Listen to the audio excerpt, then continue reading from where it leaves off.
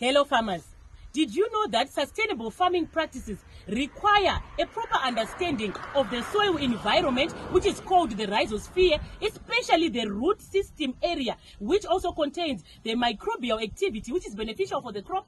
So with that said, did you know that the NPK is not the only requirement of the crop which brings the fertility that is required? So today we want to talk about the added advantages that we get from the microbial activity as well as the micronutrients that might be available in other products.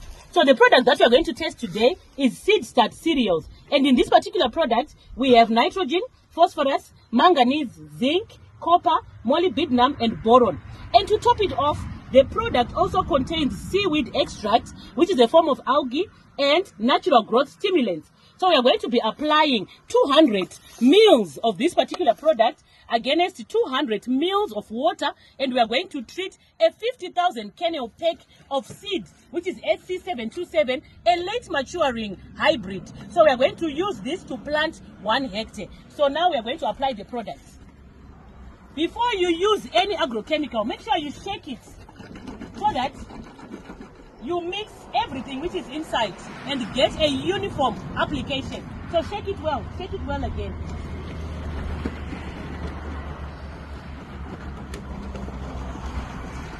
So once this has been done, we then open the product and then we apply it. So you need to measure accurately, because accuracy is very important. Over or under application might produce the undesired results. So let's pour in the product. As you can see, it's a thick slurry. Pour in about 200 mils. Thank you. So it's a little bit overboard, so we are just going to remove a little.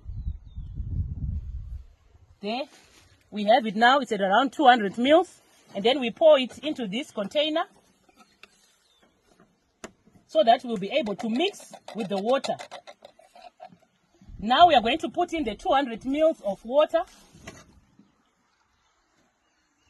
So whoever is going to be handling agrochemicals should have gloves so that they also be cognizant of their health. So this is 200 mils. Then we pour it in the slurry. And then we mix. So we need to just mix it and make sure that the product is well mixed before we pour it over the seed. So we are doing this and the control that we are going to be using for this particular trial is we are going to be using the standard operating procedure where we just plant without applying any seed dressing. So we are going to have a block which does not have the seed dressing as the control, and then we are going to be using this particular treatment on the 727 and 661, which is a medium maturing variety. So after mixing, as you can see here, thoroughly mixing, we then mix the seeds. So make sure that the water that you're applying is not too much, because you don't want to end up getting the seed too wet. And make sure you have the whole slurry and the whole seed well mixed.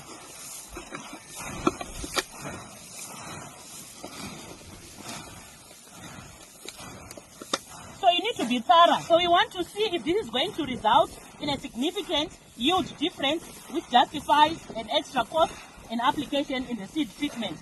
So once this is done, we are now going to take the seed into the hooper and then we are going to plant. So we are going to be following through with this particular trial, sharing the insights that we'll be finding, and we'll be coming in at the foliar stage, applying foliar products that are also meant to boost the crop. Because in farming, you need to make sure that you are increasing productivity at every potential level. Farming is indeed a business.